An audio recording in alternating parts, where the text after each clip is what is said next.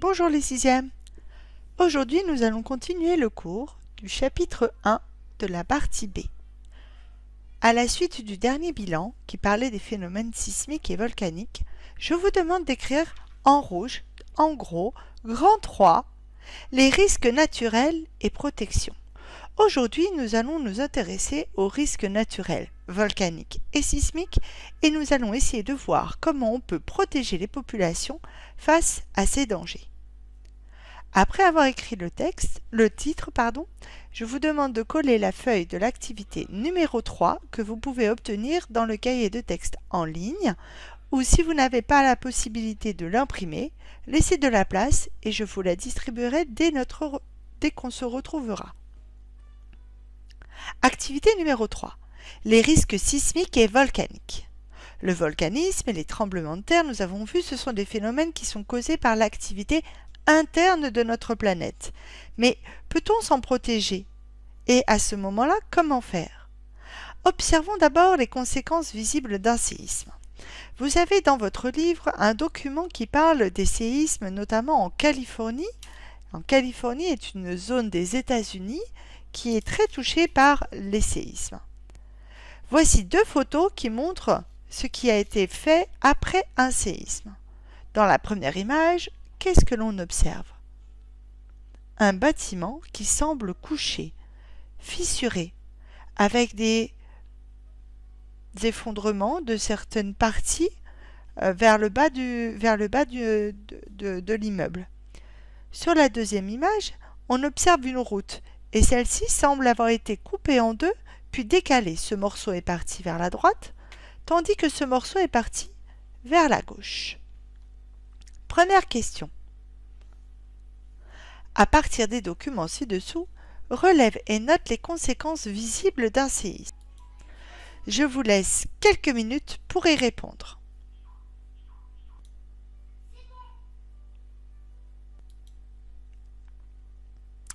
Réponse. Sur ces images, on peut observer des bâtiments qui semblent se coucher, des fissures dans les murs et sur la route qui coupe celle-ci en deux.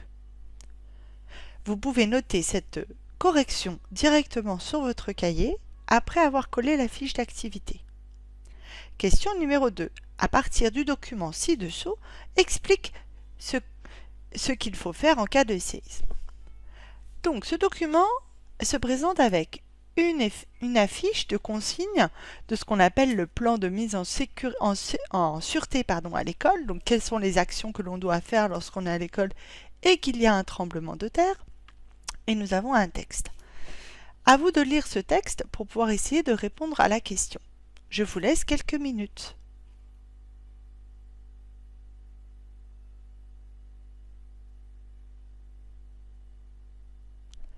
Réponse. Vous notez la réponse directement sur votre cahier à la suite de la première réponse.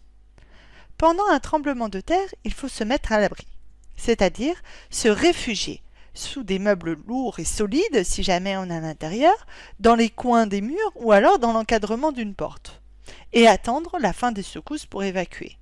Mais si on est à l'extérieur d'un bâtiment, à ce moment-là, il faut se mettre dans un endroit dégagé pour éviter d'être piétiné ou de recevoir des objets qui tomberaient.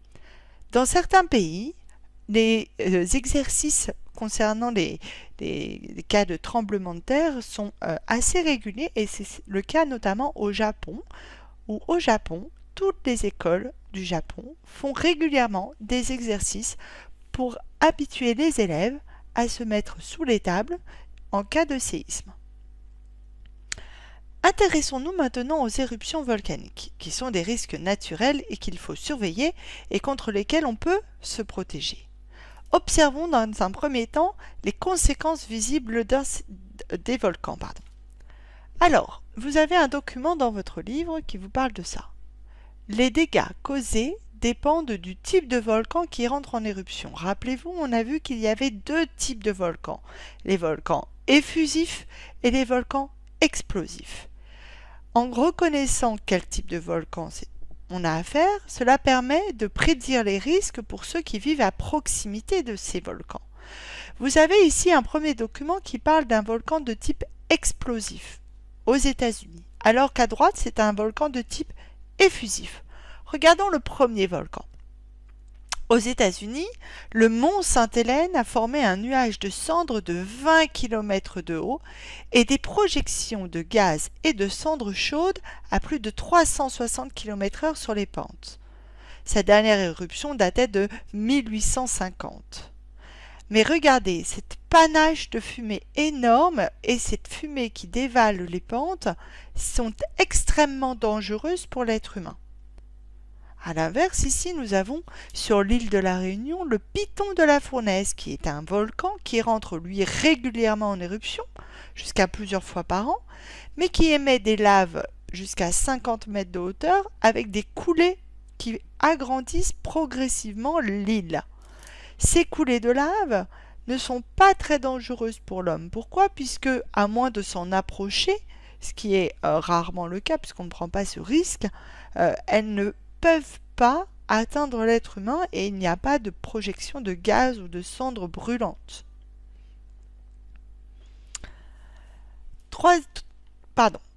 Troisième document.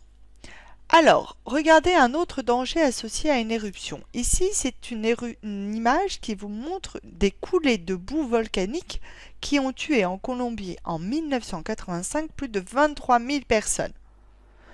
Si les nuées ardentes, mélange de gaz et de gouttelettes de magma à plus de 1000 degrés sont dévastatrices localement, la quantité de cendres qui retombe sur les flancs du volcan et aux alentours forme une couche instable. En climat équatorial, c'est-à-dire dans les endroits où il fait chaud et tropical, où il y a beaucoup de chaleur et de pluie, il y a de fortes pluies qui vont transformer ces couches de cendres en coulées de boue volcanique, qu'on appelle aussi des lahars, et qui, eux, peuvent causer de sérieux dommages. En fait, tous ces volcans que vous avez, si jamais ils émettent de grandes quantités de cendres, les cendres vont finir par retomber au sol, et s'il pleut énormément, ces cendres vont être emportées par la pluie et former ces coulées qui peuvent être dévastatrices puisqu'elles vont emporter tout sur leur passage, notamment des habitations, des infrastructures et autres choses. Alors, comment essayer de se protéger de tout ça? Ici, vous avez un dernier document qui vous montre des différentes mesures de prévention qui existent pour protéger les populations. On va suivre le changement d'activité d'un volcan. On va suivre les activités sismiques qui sont plus fortes et les changements de la nature des gaz que le volcan va émettre. Tout ça permet de prévenir la population et au besoin de l'évacuer.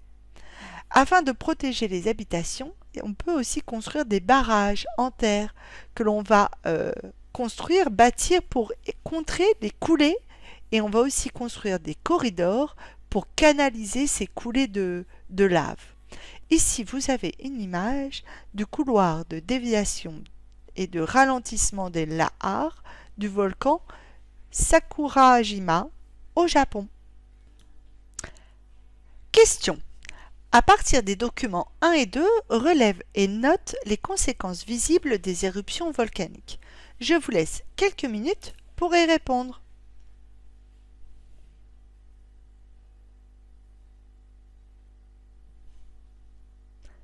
Réponse à cette question. Vous pouvez noter dans votre cahier. Réponse à la question, c'est la question 3.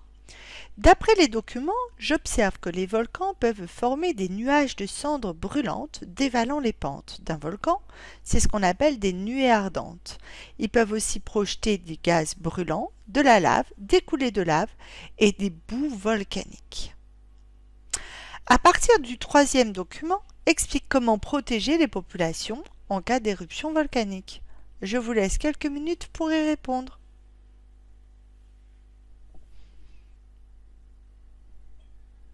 Réponse à la 4e et dernière question. Comme pour les séismes, on peut protéger les populations en prenant des mesures de prévention, soit en évacuant les populations, soit en réalisant des barrages en terre par exemple. Qu'est-ce qui est important à retenir de cette activité? 3e et dernier bilan de ce chapitre. Bilan grand 3. Les phénomènes volcaniques et sismiques peuvent entraîner des dégâts humains et matériels considérables. Étudier et comprendre ces phénomènes permet d'adapter des comportements pour réduire les dommages et protéger les populations. L'homme, avec un grand H puisqu'on parle de l'être humain, peut surveiller et mettre en place des dispositifs d'alerte pour protéger les populations, et notamment évacuer lorsqu'il y a besoin d'évacuer. J'espère que vous avez compris l'ensemble de ce cours. S'il y a des choses que vous n'avez pas comprises, n'hésitez pas à me demander via la messagerie de Pronote. Bonne fin de journée. Au revoir.